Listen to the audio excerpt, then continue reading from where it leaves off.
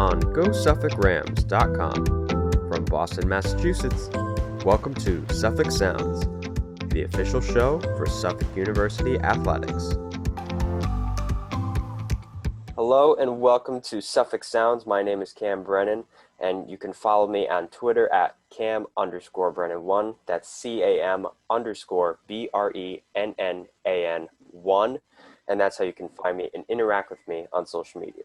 As for today's show, we sit down with Anthony Del Prete, Suffolk's head baseball coach, and I'm here for an exclusive one-on-one interview with Coach Del Prete. For today's episode, we give you fan access that you never thought you'd get to. We'll do having conversations with people that matter to you, to the Suffolk community, and we'll get their perspectives on their close ties to the Suffolk Athletic Department.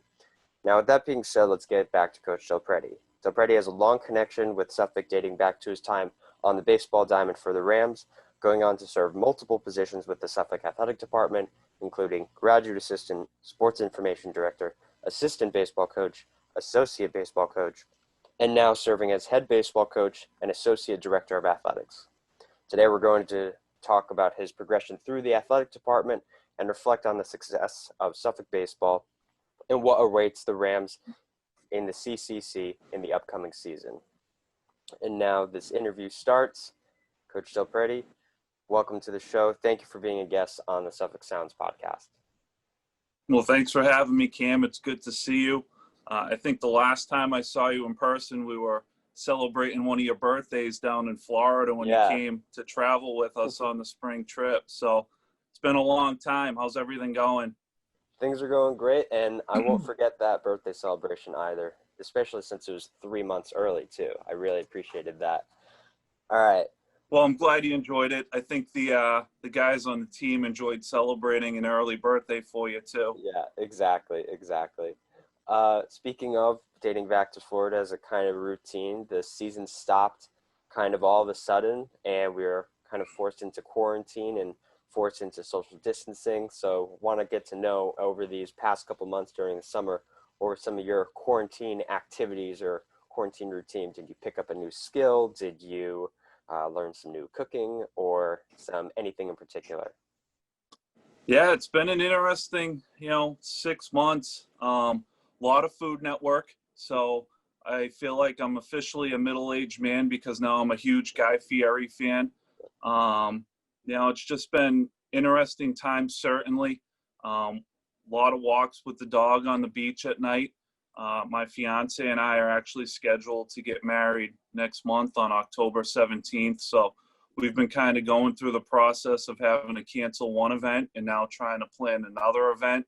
And just given everything that's going on, it's been a lot of unknowns. But hopefully we'll all get through this together and move forward and be stronger.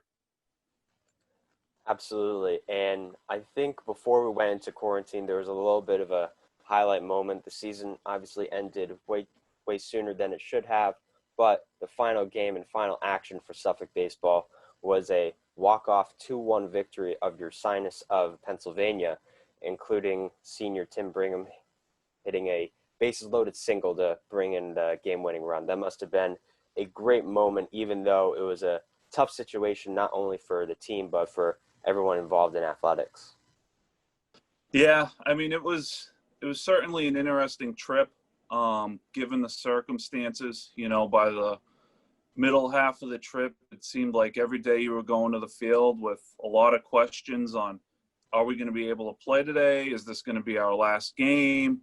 Where are we kind of heading with this? But for those guys to finish that game the way they did it, I think it says a lot about them in terms of the quality of the players they are, in terms of the quality of the team that we had last year, and certainly moving forward this year as well.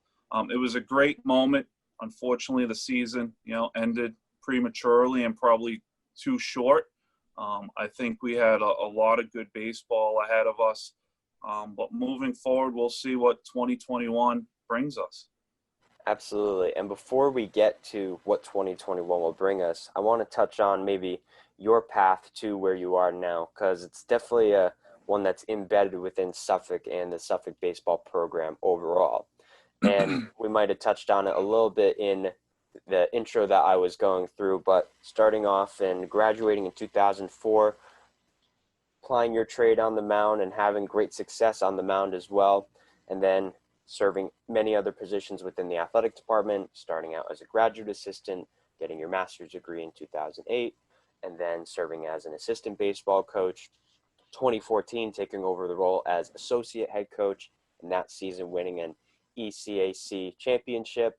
And then from 2015 until currently, serving as a head coach and also serving within the athletic department as an associate director to athletics. What's it been like so far, and overall that journey kind of working from just when you first arrive on campus as a student to where you are now, sitting at maybe the top floor and having one of the best programs at Suffolk and your control? Yeah, I mean, I think the word journey is a good way to put it. This January will be, 20 years that I've been affiliated with Suffolk. Certainly, a lot has changed, not just in the athletics department, but the school itself. When I was a student here back, starting 2001, I think the school was about 2,000 students. Now we're pushing 6,000 undergraduate students. You're looking at primarily what was a commuter school and now 4 on-campus residence halls. And the growth of the school has really been tremendous. The growth of the athletics department has really been tremendous. It certainly has been, fun to be not only a part of it, but, as an alum to be proud of, but also someone who works here to be proud of it as well. For me, I grew up in East Boston, so I was always a city kid. I decided I want to go to school close to home. Can't say enough about my playing experience here. How fortunate I was to play and learn under Carrie McConnell. Some of the bonds and the teammates and the relationships that I was able to build. As I mentioned earlier, next month, getting married. My best man is going to be my former teammate, Mike McGuire, who's also a Hall of Famer here. So there's been a lot of things that able to build and learn through relationships and baseball experience. 2002 was fortunate enough to, make the NCAAs as a player. And then from there, for me, I was able to travel, play in the Frontier League, play some independent baseball for a couple of years. And then, in 2007, when I got my release, I was kind of like, what the hell am I going to do with my life now? So, while I was playing, was helping the team out as an assistant coach, knew that I wanted to get into baseball, felt like, being in a cubicle wasn't really, suited for me. So decided to come back, get my master's in higher education. When I finished that in 2008, I was fortunate enough with a sports information job position opened up, took over that. I looked at it as an opportunity to, still be in baseball, but also had the opportunity to market and, promote the athletics department. And did that for 6 years. And then when we made the transition from when Carrie took over as AD, we basically, said, here's the baseball program, don't screw this up. But, the growth that we've been able to achieve under his leadership has really, been impressive. Growing from 13 sports to now 19 sports, growing from 200 athletes to over 300 athletes, the acquisition of home fields for our baseball, our softball, our soccer programs. It's truly been remarkable. I think it's something, for people who have been around here for a long time, really can appreciate the growth, not only in the Ridgeway building. If you look at the video that our SID Amy Barry posted last week and looking at some of the comments from, people that I went to school with, how impressed they are with the growth and just how everything's transitioned and really, redeveloped. It's really been a fun journey. something as, a person with 2 degrees from the institution can be proud of, but also someone who works here on a daily basis can be proud of as well. And exactly, I think you hit it perfectly where you see the progression from when you were just a student to where you are now. And even if you aren't affiliated with Suffolk Athletics now, but knowing the growth that the department has made overall as a whole, whether it be success on the field and even off the field in terms of development and promotion and expanding sports and offering more opportunities to more student athletes, it has to be something that is recognized. And being able to see it firsthand has to be a great, great thing as well. When I was an athlete, there were times where we would have a game on a Wednesday that we would be the home team, and Monday, Tuesday, we wouldn't know where we were going to play, whether we were going to go over to MIT, whether we were going to go down to Townfield in Dorchester, whether we were going to be the home team at the opposing school's home field. And, now having the field in East Boston where we use it for fall practice, spring practice, and home games, it's been so beneficial for us because even though given, where we're located in the city of Boston, it's going to be tough for us to have a place where we can truly call our home. But just to have access to those facilities and a place where our athletes can be comfortable and know and be there every day, I think makes a tremendous help in terms of recruiting, but also in preparation for the season as well.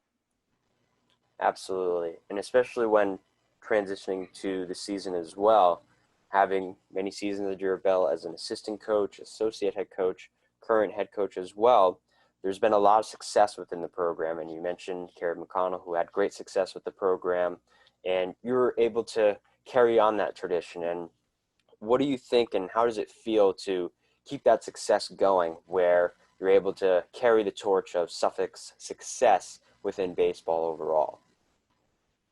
Well, I think a lot of it is just due to the quality of the baseball player we're able to attract here. More importantly, the quality of character of the student athlete. One of the things I think we've always prided ourselves on are the leadership abilities and the growth of the guys when they come in. For us, we've always tried to focus, when you come in, you're 18 years old, you're an adult, you're going to get treated like an adult. And I feel like at Suffolk, because of the landscape of the school and the landscape of the institution, there's got to be a certain type of maturity when you walk in the door here, because it's a non-traditional college experience. You're right in the middle of everything, being in the city of Boston. And one of the things I've always found is you see the guys grow and develop quickly here. And it's one of the most rewarding things I think as a coach is watching those guys become men over the course of their 4 years, how well they transition from when they walk in the door their freshman year, but who they are when they graduate at the end of 4 years and how prepared they are to take the next step in their life. I think it's always been one of the things we've been able to do really well is, certainly maximize their ability on the field, but also help prepare them for that next phase of their life and allow them to grow and really find themselves and be ready to be successful as they move on. Absolutely. And I can definitely attribute to that character that I was able to see with the guys down in Florida when I was down there helping you guys out for stats and whatnot. There's definitely a lot of character on that team, and you can see it as the seasons go on as well. Now, we've mentioned before the tradition of success in bringing in the successful athletes and how they're able to have a high standard within conference success, whether that be individual accolades, championships, and all conference nominations, whether it be within New England, all New England selections, and being recognized and competing within New England, and then even on the national stage as well. We mentioned before, 2015 to 2018, 4 consecutive trips to the NCAA regionals. And that success comes within not only the players you have, but the coaching mindset at all. What do you think is the key to maintaining that success and having that success not only on a conference level, but a regional level and on the national stage. You mentioned the characters and the character development of the players, but what else do you think it is? Is it just typical techniques? Is it something in the Boston water? What is it? Well, I think a lot of it starts through the recruiting process. You have to identify athletes who want to play at a high level, and more importantly, when they walk in the door here, who are willing to buy in. I think a big piece of what we've been able to do is identify, guys who have certain skills that can translate at this level. For us, I think at the Division III level, the biggest piece has to be just overall athleticism. And then when you get them here, it's a matter of coaching them up on a daily basis, improving whatever lack of skill they may have. But the biggest piece is you have to attract athletes who want to buy in and who want to be a part of a successful program and who aren't afraid to work. And I think when you set those expectations and you have guys coming in day one who understand what it's going to take to be at a certain level, certainly it makes, my life easier as a coach. But I think, when you look at a roster of 30 players, when you have everybody moving in the same direction, you're able to accomplish more, and there's a lot more you can do in terms of a team basis when you have everybody kind of moving in the same direction from a mindset. Absolutely. And I think having a mindset, especially in baseball, where you're going to play upwards to 30, 40 games a season, and keeping that same mindset and same mentality throughout whether it be the first practice in the fall and finishing potentially in June as well. You have to have that same mindset throughout the entirety of the season as well. And I think another big piece of it too with the baseball is, you play 40 games over the course of the season. There's a lot of opportunity for guys. So I think one of the things that they recognize with a roster of 30, there's going to be opportunity for you to get onto the field. So with that being said, I feel like guys are willing to put in the work and make the most of their opportunity because they know at some point, whether it be game 1, game 8, game 20, they're going to have a chance to get on the field. And when they get on the field, they want to perform at a high level. So in terms of, identifying guys, I think when they come in the door, they recognize they have a chance to get on the field, whether, as a first-year freshman, as a transfer, they can help contribute to the team. And I think that's been a big piece of getting those guys to kind of buy in, but also put the work in as well. Absolutely. And I think maintaining that success doesn't only just come from one athlete, it comes from several athletes as well. As I always say, you're always as good as the last guy on your roster. There have been many great seasons within Suffolk in the Great Northeast Athletic Conference, and last semester that was the final opportunity per se to have a chance at a GNAC trophy. But since now we've transitioned to the CCC, the Commonwealth Coast Conference, and looking forward to the great success that baseball program will have within that conference itself. But I see all the banners and all the pictures behind you. If you had to pick maybe a moment from your GNAC success or GNAC tenure per se, what would be a couple that maybe stick out to you? Would it be a couple different championships? Would it be a couple games that went a mile? And I know you're the only one, a coach, to have a tie within the baseball program as well. Was that maybe a sticking out moment as well? Well, I think every season's different. Every team is different. Certainly 2015 was a great memory because, it was our first championship in 6 years. We had a really strong group of seniors that year who carried us. And then you look 2016, we'd won 33 games. It was the first time that we had, won back-to-back championships in program history. Certainly that team, when you look at what they were able to accomplish statistically, I think it was, probably in Suffolk's 70-year history of baseball, probably, up there in discussion, one of the top 2-3 teams in program history.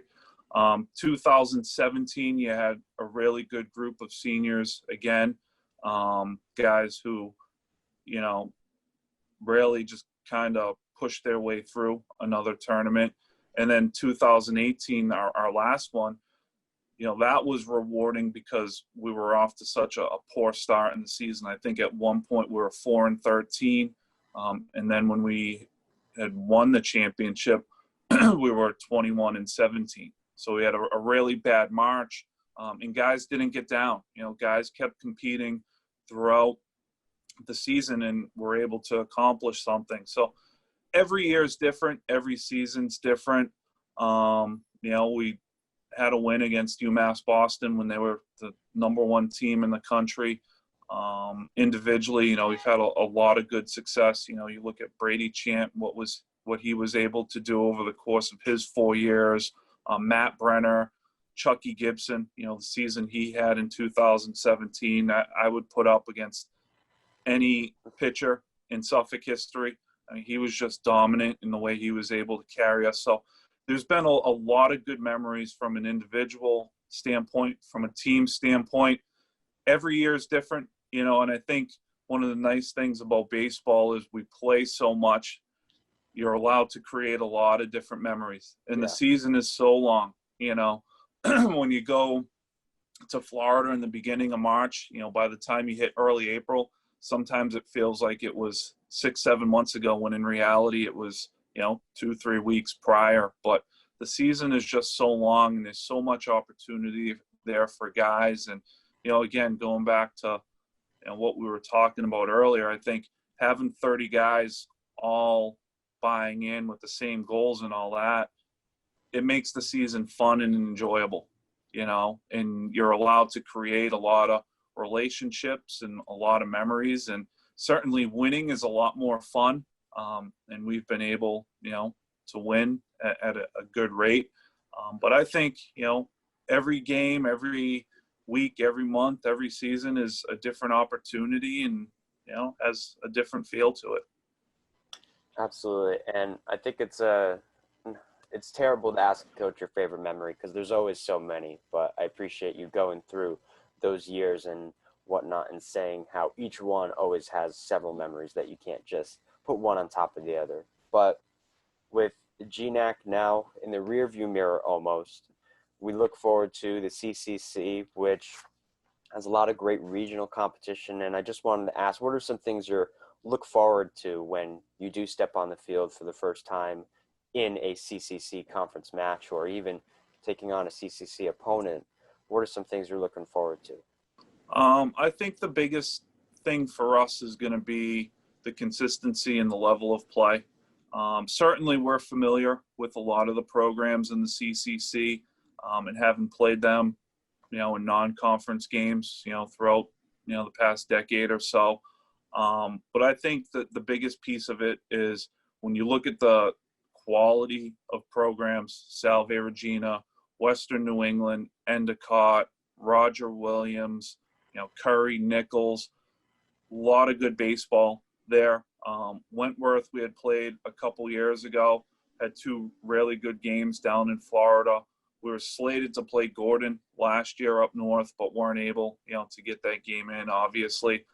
But I just think, you know, when you look at what a lot of those other programs have been able to accomplish over the last 7-8 years, in terms of NCAA appearances, in terms of number of wins per season, you know, the All-Americans, the All-Region guys, I think it's going to be a lot of fun for us.